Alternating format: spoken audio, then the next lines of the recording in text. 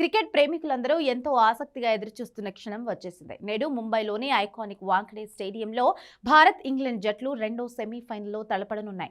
గెలిచిన జట్టు మార్చి 8న అహ్మదాబాద్లో న్యూజిలాండ్తో ఫైనల్లో తలపడుతుంది.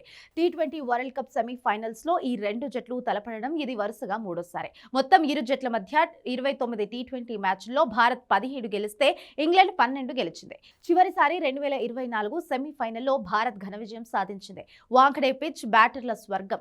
బౌండరీలు చిన్నవి కాబట్టి సిక్సర్ల వర్షం కురవడం ఖాయం. ఇక్కడ సెకండ్ ఇన్నింగ్స్ లో మంచు ప్రభావం ఉంటుంది కాబట్టి టాస్ గెలిచిన జట్టు ఫీల్డింగ్ ఎంచుకునే అవకాశం ఎక్కువ. ముంబైలో ఆకాశం క్లియర్ గా ఉంది. వర్షం పడే ఛాన్స్ కూడా లేదు. పూర్తి 40 ఓవర్ల మ్యాచ్ ని క్రికెట్ ఫ్యాన్స్ ఎంజాయ్ చేయొచ్చు. టీం ఇండియా బలాబలాలు చూస్తే సంజు శాంసన్ సూపర్ ఫామ్ లో ఉన్నాడు. కెప్టెన్ సూర్యకుమార్ యాదవ్ తన హోమ్ గ్రౌండ్ లో చెలరేగడానికి సిద్ధంగా ఉన్నాడు. జస్ప్రీత్ బుమ్రా, హర్షదీప్ సింగ్ ల డెత్ ఓవర్ల బౌలింగ్ భారత్ కు పెద్ద బలం. వరుణ్ చక్రవర్తి తన వెస్టరీ స్పిన్ తో ఇంగ్లాండ్ ను దెబ్బతీసే అవకాశం కూడా ఉంది. ఇక ఇంగ్లాండ్ కెప్టెన్ హ్యారీ బ్రూక్ అద్భుతమైన ఫామ్ లో ఉన్నాడు. Jos Buttler, Philip Salt opening లో వేగంగా పరుగులు రాబట్టగలరు. ఆదిల్ రషీద్ స్పిన్ వాఖడేలో కీలకం కానుంది. మొదట భారత్ బ్యాటింగ్ చేస్తే 190 నుంచి 210 పరుగులు చేసే అవకాశం ఉంటుంది.